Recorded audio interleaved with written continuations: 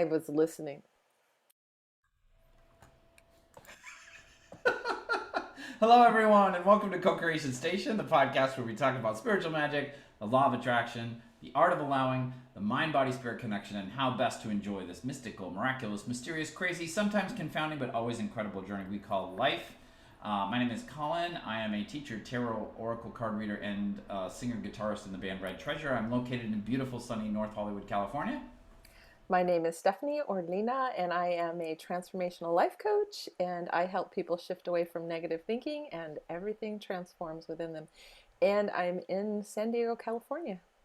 And my sister, Dr. Kelly Worster, has been on so many times now. Let's break the normal mode. We'll work you into the actual introductions, Kelly. So you can introduce yourself today.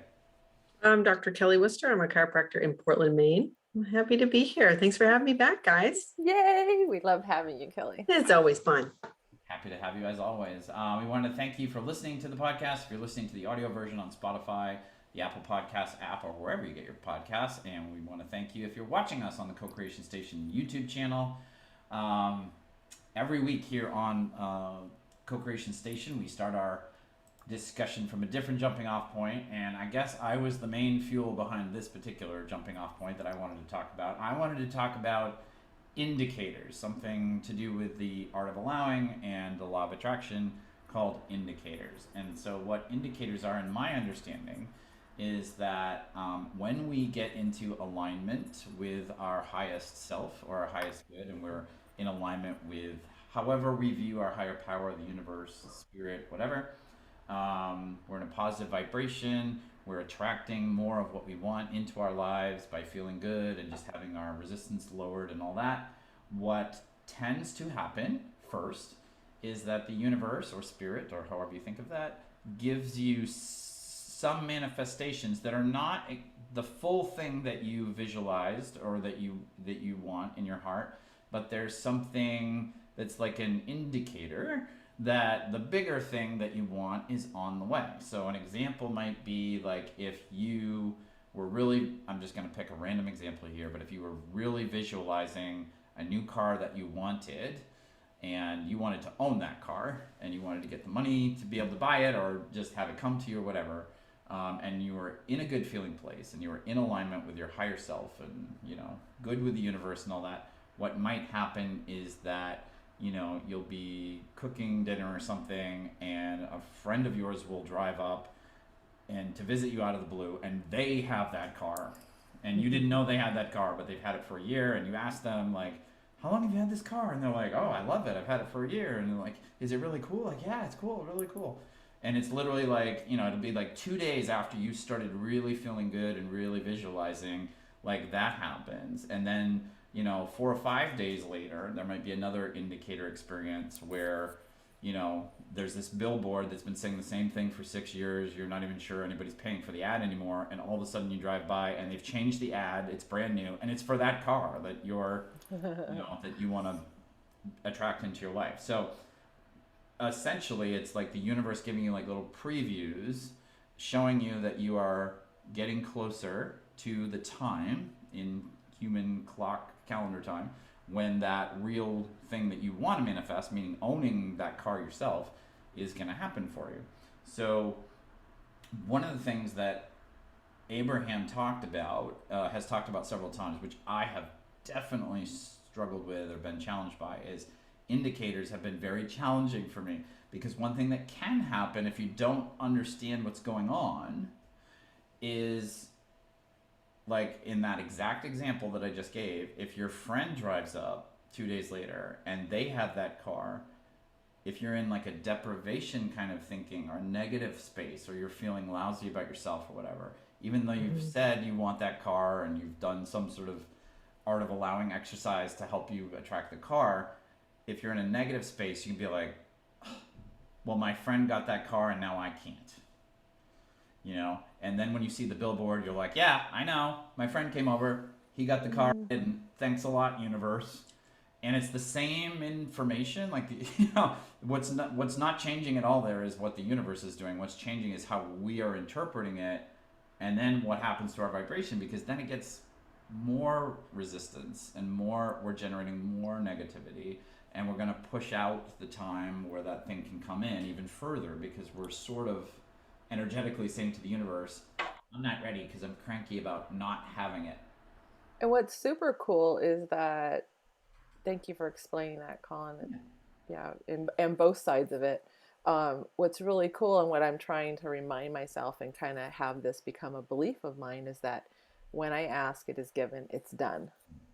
So either it'll be here next week or, hours later, because I've had that happen, next week, next month, next year, what it's just done. And so kind of relaxing about that and just trusting that it's done. I don't know when or how or who or what, but the vibrational essence of it is in my vortex, and I'll experience it at some point. So Kelly, what's your take on indicators?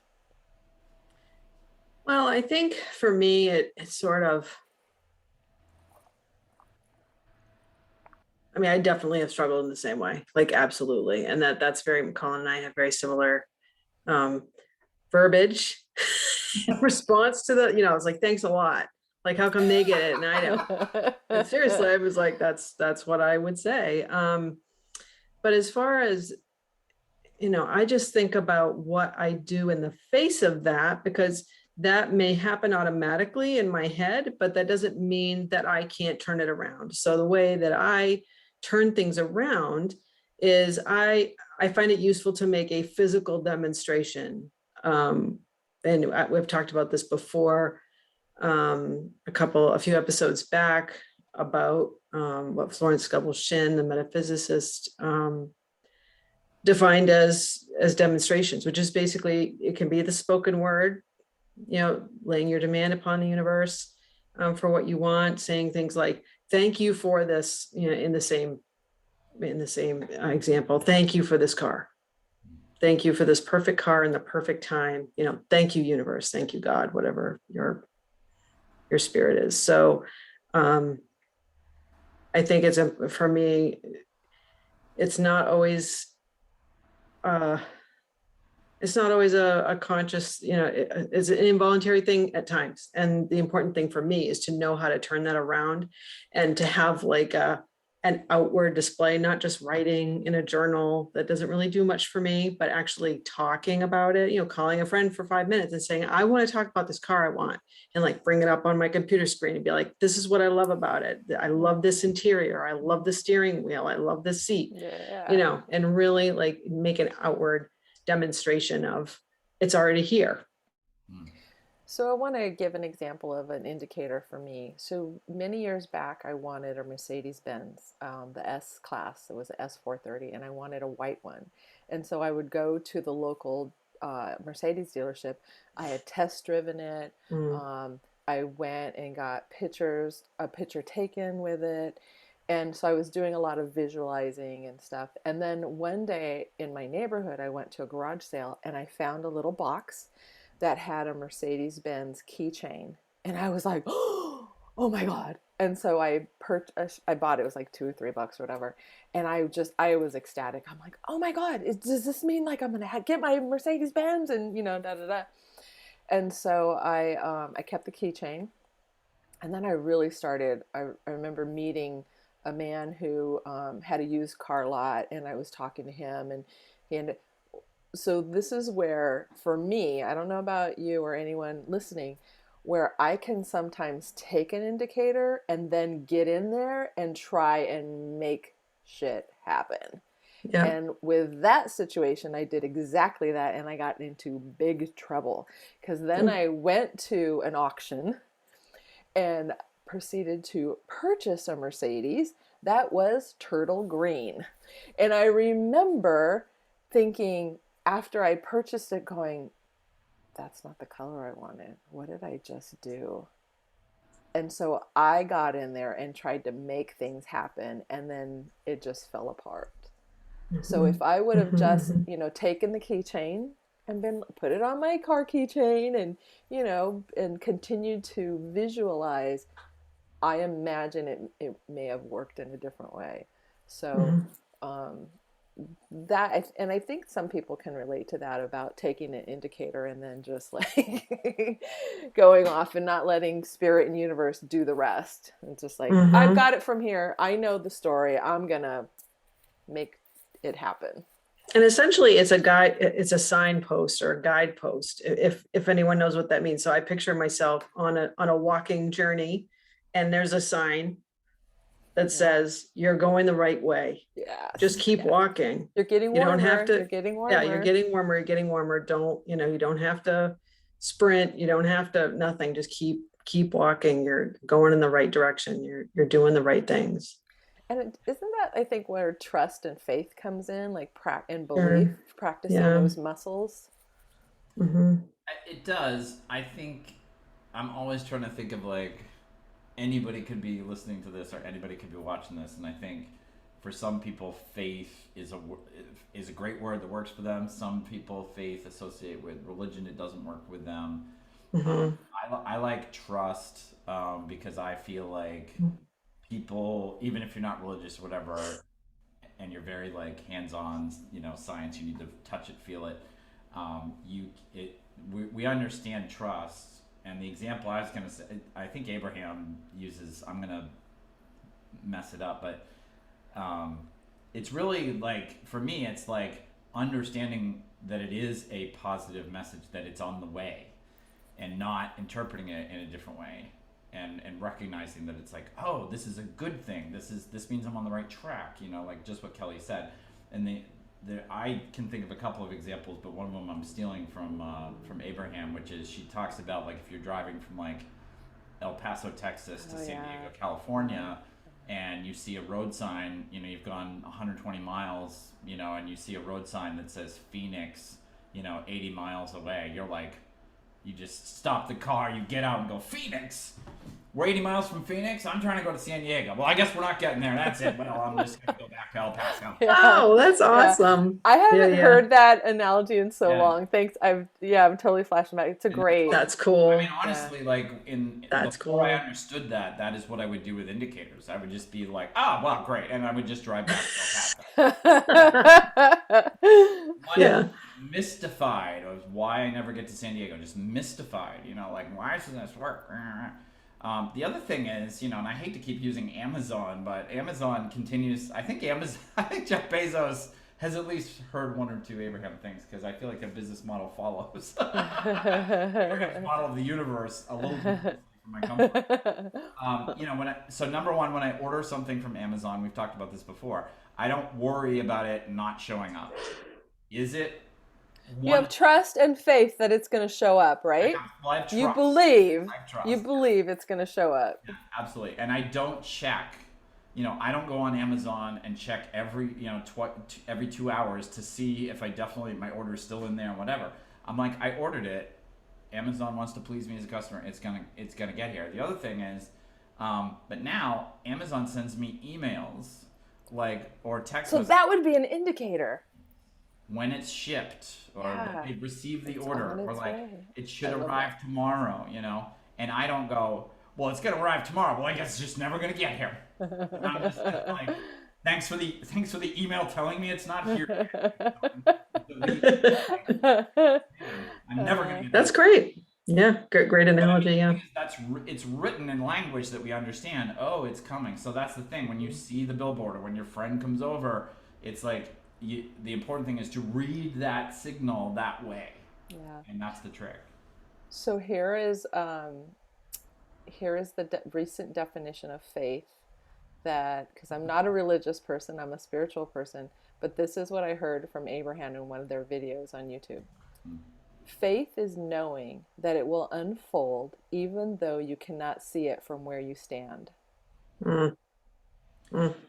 Which faith gets into the is thing. Knowing that it will unfold even though you cannot see it from where you stand. Wow. Yeah, one of the most helpful law of attraction, art of allowing things ever, is what Kelly keeps telling me, which is which is a Florence Scovel quote. Yes. Don't be fooled by appearances. And I think that's the thing. We're just, in our culture, at least the culture I was raised in, like, we're just so raised to believe in what we can see, touch now. And it's just such a trap, because if you just keep looking at what's here now and think that's all that's possible, then very little will change. You've got to be able to have faith, trust, believe that just because you don't have the car in your driveway right now, your eyes not seeing the car in the driveway today is not an indicator that it's never ever going to show up. Like, you need to be not fooled by that appearance, And that's another demonstration you can make. That's one of her affirmations is, I am unmoved by appearances. Yes. My perfect, blank, whatever you're looking for, my perfect blank is coming in the perfect time in the perfect way.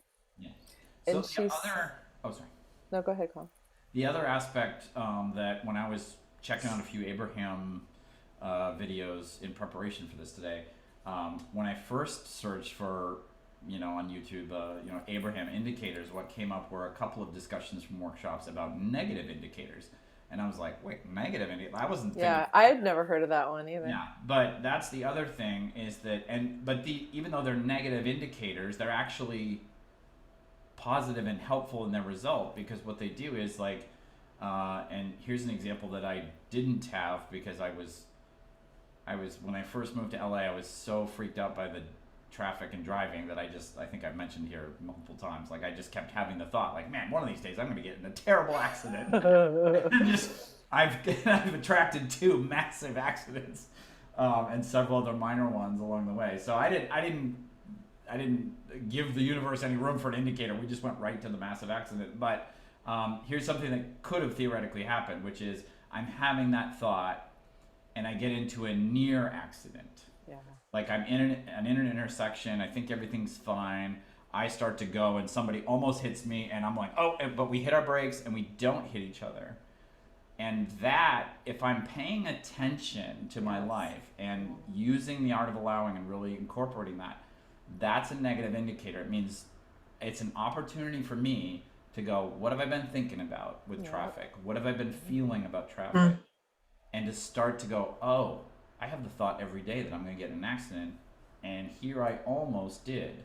So that gives me the opportunity. That's a gift from the universe, even though it's a negative, we would consider it a negative experience.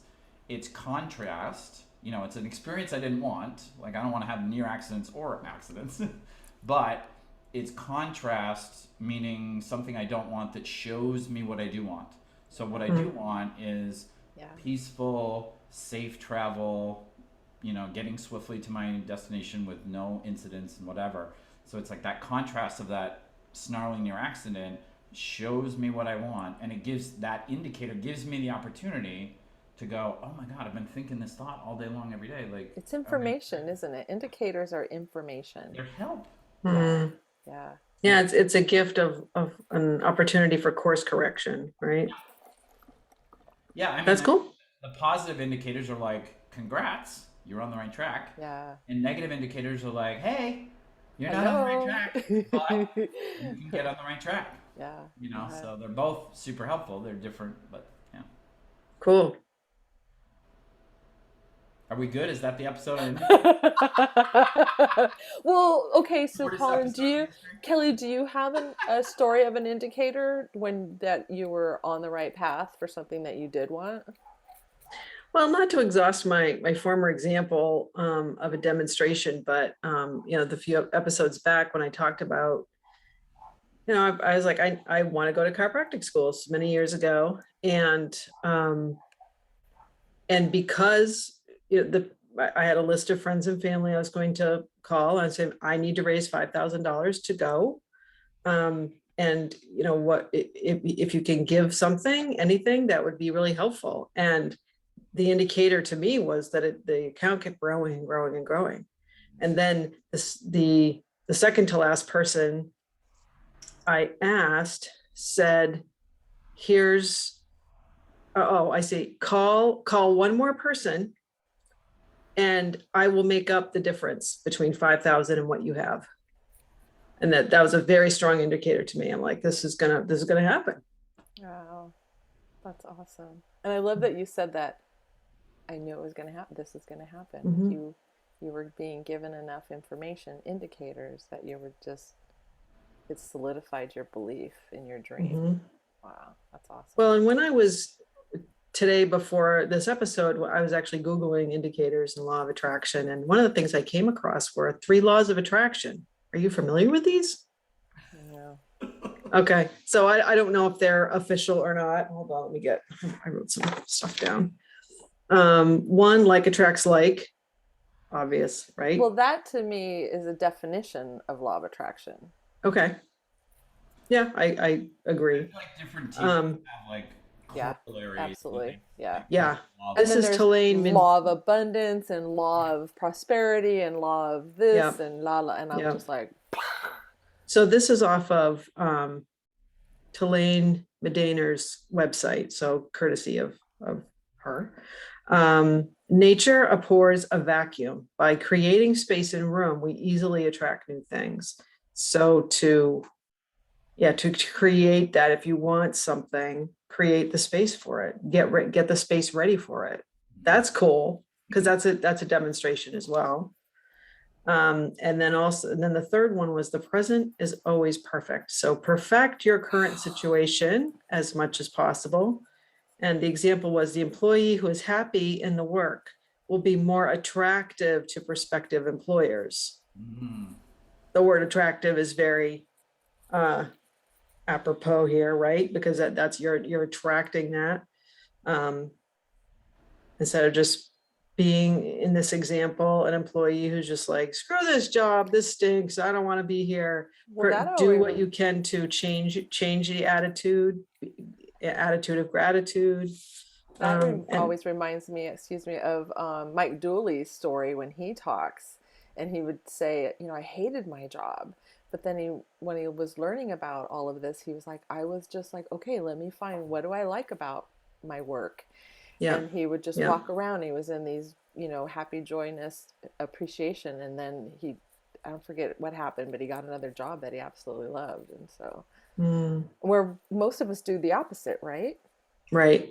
In whatever situation, whether that Yeah, be let's a seal this crap up relationship, so we can get on to the new thing. whether it be a Yeah. relationship or work situation, a living situation, we complain about what's wrong with it and why we don't want it, and instead of Mm-hmm. looking for the appreciation of what is good about it, what can, Mm-hmm. you know, Well, I makes a think, and I huge think difference. the thing that was a tough mental leap in learning for me on that was that, I mean, number one, what I was going to say is that's another space where, you know, I believe that the human brain is a total miracle. It helps us in millions of different ways. But on this show, we throw it under the bus a lot because there's just things about the human brain, the way it's evolved, that don't necessarily help us at certain times. And one of the things is it's really good at looking for problems, dangers, and threats. And so, if Mm-hmm. you're in a job you hate, for example, like your brain is like, yeah, let's look for, you know, okay, good, we're in a mode of looking for, you know, dangers, problems, and threats. Like, let's go. And if you're in a job you hate, it's just all day long. You just have an abundance of that. But the thing that was tough for me to think about that is like, well, I did always sort of think, well, if I'm in a bad situation, whether it's a job or a relationship or something like that, I want to get out of it. And I think a lot of people know that. It's like, yeah, man, I really want to leave this job, but they also feel like they can't, or they're confused as to how, whatever.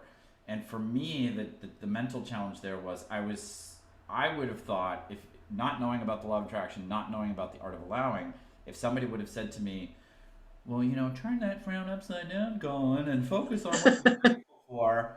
I'm like, no, I mean, I get gratitude, but I don't want to focus on what's good about this job because I want to make sure I get out of it. I'm going to keep focusing, I'm going to keep looking for dangerous problems and threats every day on the assumption that that's somehow going to get me out of this, not Mm-hmm. knowing that energetically that's what's going to keep me in this job because the Yeah. universe is going to be like, oh, Colin, you're spending lots of energy on this job, you know, that you Well, hate. like attracts like, right? You know, like you really went for it, gossiping with Stephanie today about this horrible coworker you don't like. So I guess we'll give you another few experiences with that coworker. So you can have more fun with Stephanie telling, Yeah. you know, and we don't realize that's the dynamic that we're in. But we think that complaining and identifying what's wrong will somehow get us out of it, and that identifying the good might keep us in it. So we don't want to focus on the good. And it's actually The it's just one thing opposite. you Yeah. gotta flip Hmm. the Well, script. and Like, that's why we're mm, here, is to yeah, like, Right. we're still like solidifying it for us, but then also teaching others like, yeah, oh, this is how it works. yeah. Hmm. I remember, I'm not sure where this falls on the whole indicator thing, but as we were thinking about examples, I do remember many years ago, I was in a job, and I'll keep all the all the players, the company, the people, anonymous to protect the innocent and the guilty. But I mean, suffice to say, I was having a very difficult job, a very difficult time with a employee that I worked with, and I was kind of forced to work with this employee, all the other employee, all the time, because our jobs sort of forced us to have conversations throughout the day. And I was complaining about this person to anybody who would listen, at work, out of work. Like, Kelly heard all about it, And I couldn't think of, like, part of me was like, I mean, what else would I do? Because I can't. It's not right to take the feelings that were real feelings that were coming out of like a really uncomfortable relationship with this person every day. I know that stuffing those emotions down isn't the right thing to do. I know that being in denial and acting like it's not happening isn't the right thing to do. So I mean, aren't I doing the right thing? I mean, I'm venting. That's what I kept saying. I'm venting. But what I started to realize as I started to learn about the law of attraction, apply the law of attraction stuff, art of allowing stuff to the situation, is the right way to go with that is not to ignore it and not to suppress my feelings, but try to disengage my energy Right. as much as I can. Take And my it's so attention funny, away it's like from it. once I had that shift in thinking, I was like, oh, it was so clear to me in my mind, like, here are the work conversations that we still do have to have every day. But I'm having a whole bunch of other interactions with this person, which largely are me initiating, like pointing out things that I have a problem with them. They're pointing out things that have a problem with me. And I knew I couldn't control the other person, but I was like, I can stop doing that. I can stop Yeah. doing the extracurricular stuff I'm Hmm. generating. Hmm. Have the work conversations that we need to have, and then I can be like, and I can be professional. I don't have to be super sweet, super nice. I can just be kind, respectful, and professional, and then just go to my desk Yeah. and don't do or say anything with this person unless it's required by my job or they initiate it. And like, that was one of the most powerful law of attraction exercises I had ever witnessed, because literally within a few days, this person was not a problem at all. Wow. Like, I had gone from the moment I walked through the doors of that company feeling stressed and for 8 hours I would just feel stressed because that person was in my zone and we had to have these things. And I literally, in like 3 days, I went to like, I can work with this person. I remember telling people I can now work with this person for the rest of my life because I'm keeping it about work. I'm not engaging, and this person is taking whatever they used to initiate with me and they're initiating it with other people. Like, I just took my energy out of it. Yeah. Then 3 months later, this person requested a transfer to another office on the other side of the country That's and great. left. Like, it was like boom, and I was like, I didn't even need them to leave. Like, I was like fine, but I was like, Mm. wow, that's crazy. Yeah. And what it showed me was I was helping keep that person there. Like, I was helping keep that person there. I was helping keep that person being a problem for me.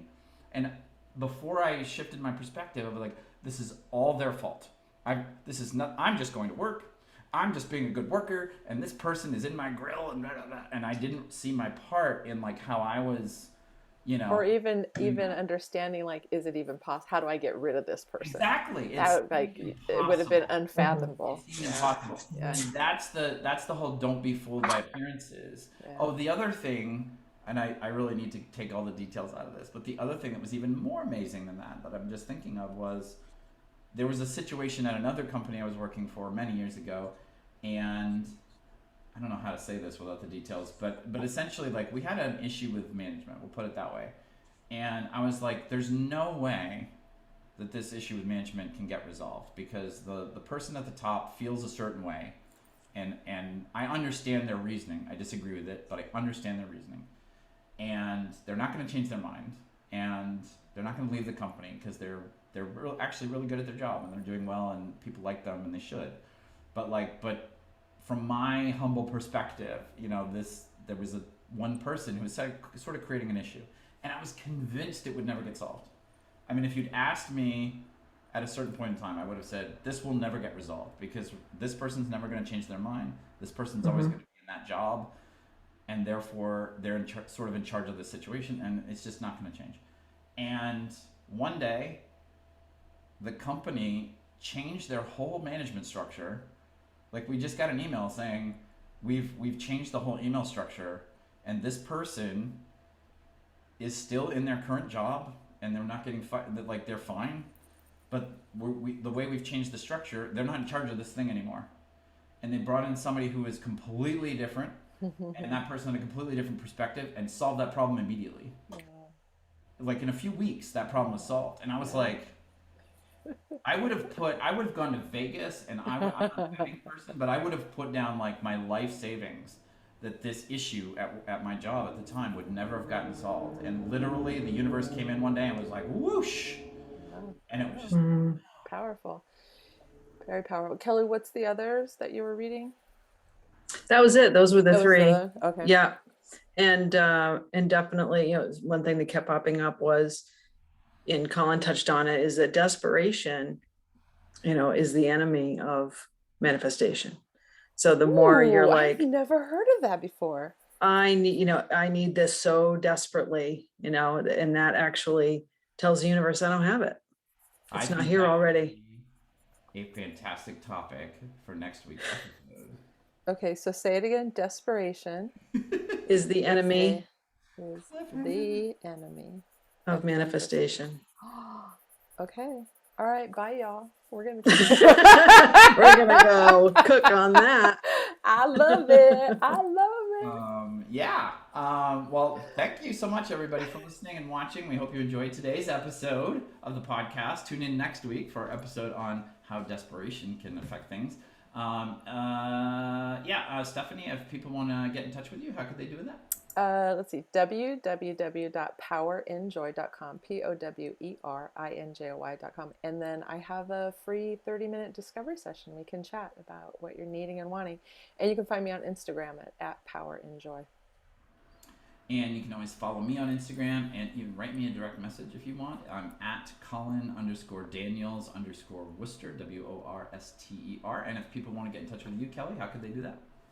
Best way right now is through Facebook, facebook.com, and then /DRKELLYMAINE. Okay, thank you so much if you've been listening to the audio version. Thank you so much if you've been watching the YouTube version. We really appreciate it. We're so grateful to everybody who listens and watches the show. We can't thank you enough. We wish you a happy, wonderful, and success and prosperity-filled week, and we'll see you next week on Co-Creation Station. Bye, everybody. Bye.